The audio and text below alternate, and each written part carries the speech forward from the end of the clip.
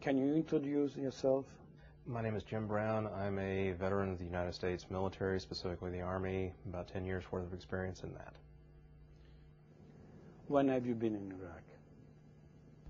I was in Saudi Arabia in support of the troops that went to Iraq, and that started on September 25th, and I actually left the area of Saudi Arabia around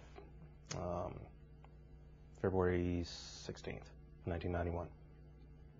What happened over there that has never been revealed before? The United States military, in conjunction with their allies, dropped a nuclear weapon, approximately 5 kilotons in yield, in the area of Basra, Iraq. Where was it used? Yes, the bomb was used between the area of the city of Basra and the Iranian border. Who dropped it? It was the United States military, and the weapon that they used was a 5 kiloton, sometimes called a dialable yield atomic weapon.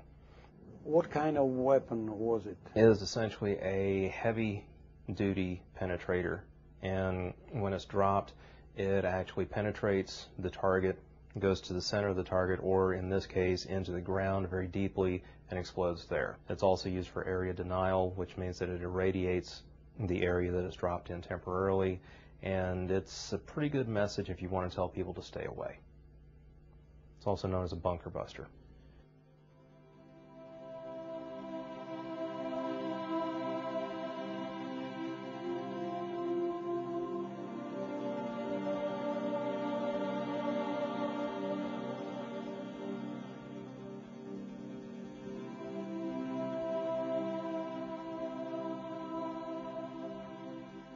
Based on veteran Jim Brown's charges, a small 5-kiloton nuclear bomb went off between the Iraqi city of Basra and the border with Iran during the first Gulf War.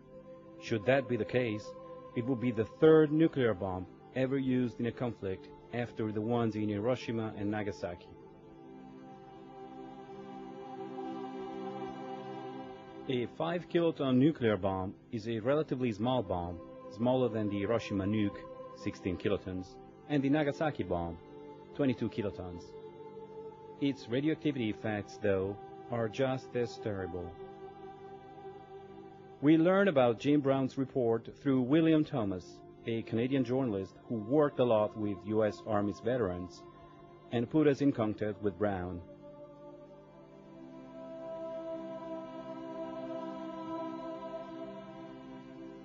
Aren't you afraid to show your face talking about that?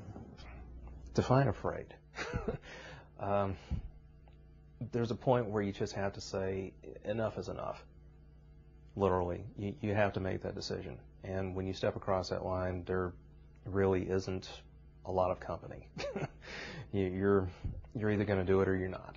And when I joined the military, I raised my right hand and I said, this I'll defend. This is the way that I defend. Who's Jim Brown? Born in 1965, he joined the Army at age 22. He became a mechanical engineer for the 10th Mountain Division in Fort Drum. He took part in Desert Storm in Saudi Arabia from September 25, 1990 to February 16, 1991. He then came back home for family reasons and started suffering from weird disorders. Like other veterans, he started a long fight for his disease to be recognized. He says he was taken ill because of an anthrax vaccine that it had been injected in Saudi Arabia. In 1997, he was officially reprimanded for some quarrels and demoted from level 4 to level 3 engineer. The demotion would not allow him to perform the duty he had been charged with. As a consequence, he was discharged, although with honor. Brown has already been covered by major media because of his activity within U.S. Army veterans, such as, for example, in this article by the New York Times in 2003. Also, he was heard by the Presidential Advisory Committee on Gulf War Veterans' Illnesses. He established a veteran organization called Gulf Watch Intelligent Networking System when he came back from the Gulf War. For the first time ever, Jim Brown, under an assumed name, has been talking about a small nuclear bomb on Canadian journalist Thomas Williams' website. This is actually the first television interview by Jim Brown on the issue. Why was it used? The best reason that I have been able to verify so far is to send a message to Saddam that we were serious about ending this war, getting the conflict over with. How have his accounts been corroborated? We checked whether an earthquake with the same power as 5 kilotons had been recorded by the International Seismographic Station's online database in the area around the city of Basra, Iraq. 5 kilotons equal in approximately 4.2 magnitude on the Richter scale. We found that the only seismic event that occurred during desert storms was a 4.2 magnitude event on the Richter scale and was recorded precisely in the area indicated by Jim Brown between the city of Basra and the border with Iran. It was catalogued under number 342793 and took place on February 27, 1991, precisely the last day of the conflict, at 1:39 p.m.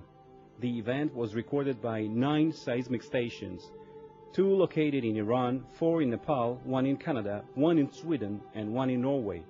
The latter 2 also measured an approximately 4.2 magnitude explosion. Its depth falls under the shallow earthquake category, ranging between 0 and 33 kilometers. Further information can be obtained by analyzing the seismic waves recorded by stations in various countries. Yet, given the huge work to accomplish, we call upon international nuclear control agencies, as well as the national seismic stations concerned, to help us collect final and resolutive elements to understand whether that was an explosion or an earthquake. Within what historical and political framework could the weapon mentioned by the veteran have been used during Desert Storm? Let's review the sequence of events.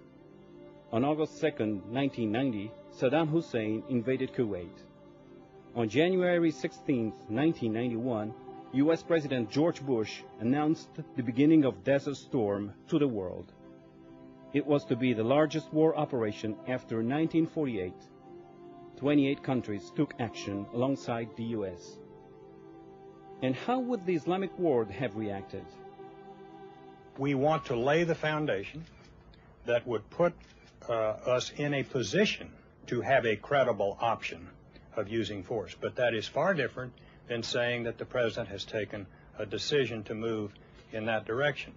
We would like there to be a very clear, and we think it is, clear and unmistakable signal that when the president says he cannot rule that out as an option, we have in fact not only not ruled it out as an option, but have it as a credible option. Had Saddam Hussein used chemical or bacteriological weapons, the Pentagon might have even responded with an atomic bomb.